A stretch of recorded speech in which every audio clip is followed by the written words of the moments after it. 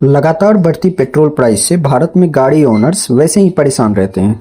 उन्हें राहत मिलती है जब नितिन गडकरी बोलते हैं, आप 120 रुपए जो पेट्रोल ले रहे हैं उसका भाव हम 15 रुपए लीटर करेंगे। पर कैसे? दूसरी ओर पेट्रोल में भी 20% तक इथेनॉल अभी तक आया है। अभी ट्रायल चल रही है। सुनने में काफी अच्छा लग रहा है और अगर ब्राजील जैसे देशों का एग्जाम्पल लो तो यही सच्चाई भी है। सरकार ने इथेनॉल ब्लेंडिंग पर जनता को भर भर कर सपना दिखाया और जनता मान भी गई।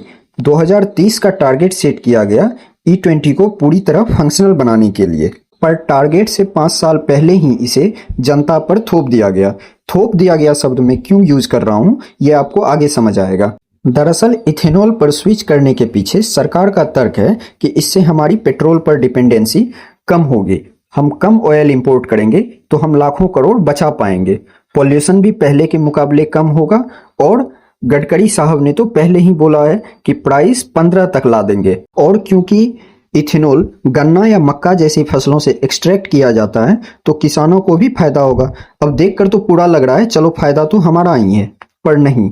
2030 के बदले 2025 में ही E20 ब्लेंडिंग स्टार्ट कर दी गई। अब प्रॉब्लम ये है कि गाड़ियां इसके लिए तैयार नहीं है।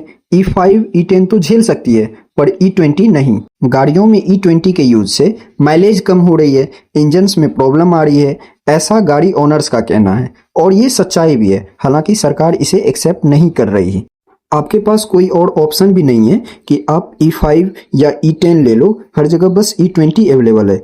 इवन कि फ्यूल पंप्स के स्टाफ्स को भी पता नहीं है कि वो क्या दे रहे हैं। कार कंपनीज फ्यूल से होने वाली प्रॉब्लम्स पर वारंटी कवर हटा चुकी है, इंश्योरेंस कंपनीज भी हाथ खड़ी कर चुकी है। प्राइस की बात करें तो आप तो खुद पेट्रोल खरीदते ही हो, क्या प्राइस है कमेंट में बता दो। पोल्यूशन की बात करें तो भले ही गाड़ी से कम हो जाए पर इथेनॉल एक्सट्रैक्ट में हेवी अमाउंट में पोल्यूशन होता है। सोचने वाली बात यह है कि पेट्रोलियम मिनिस्ट्री तो नितिन गडकरी के पास है भी नहीं, पर वो क्यों इसे लेकर इतना एक्साइटेड रहते हैं। एक्चुअली दो कंपनीज जो इथेनॉल एक्सट्रैक्ट कर गवर्नमेंट ऑफ इंडिया को देती है, सियान एग्रो इंडस्ट्रीज और मानस एग्रो, नितिन गडकरी के दोनों बेटे निखिल और सारंग गडकरी ओन करते हैं।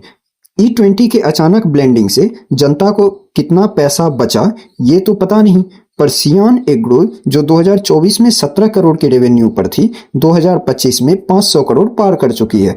2000% से अधिक ग्रोथ एक साल में। अब आप बताओ इसमें फायदा जनता का हुआ या फिर नितिन गडकरी के परिवार का।